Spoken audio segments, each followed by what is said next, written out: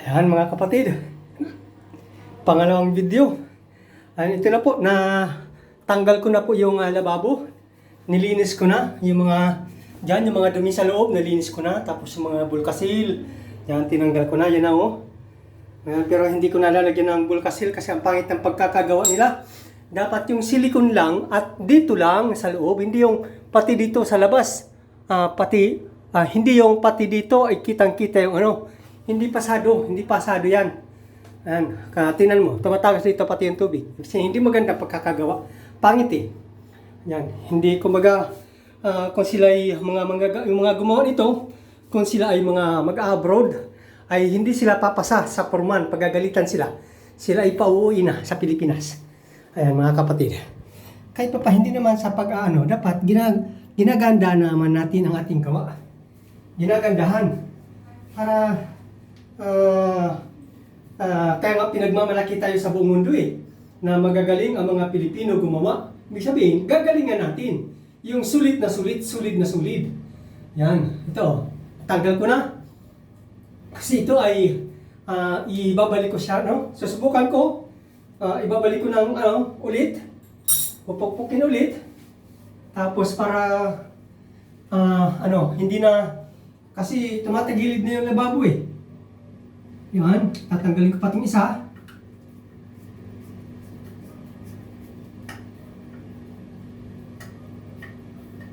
Yan, tanggal na rin. Tapos,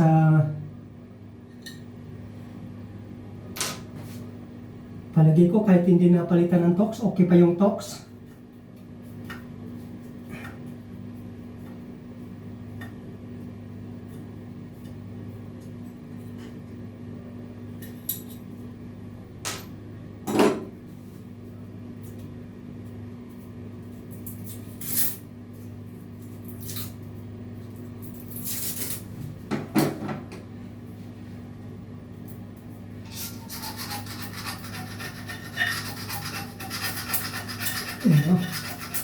Although, hindi naman ito nakikita na iniwan nilang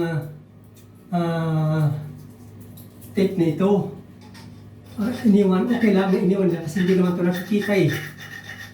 Nasa ilikod naman na ito eh. Kaya lang, siyempre, mas maganda naman kung sabi, kung tinanggal na nila, total, hindi naman na kailangan eh. Di sana, tinanggal na.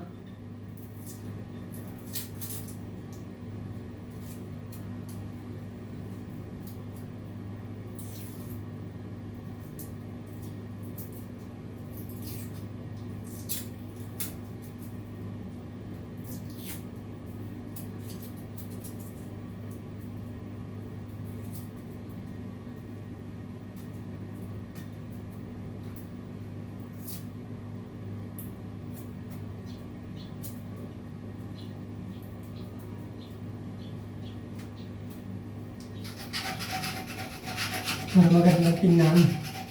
At least, matiginis tingnan nyo, no? Pero ito, ipa-iis-is ko muna. Para maganda.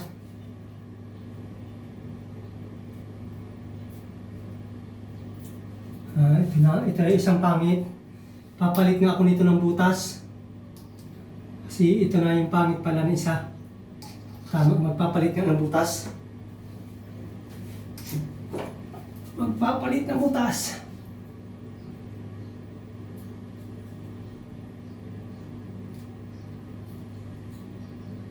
Ay, mali. Ito pala.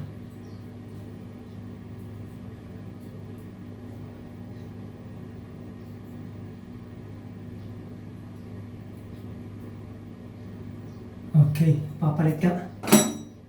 Mali. Okay. Okay, patayin ko muna mga kapatid ah. Pakita mamaya na lang.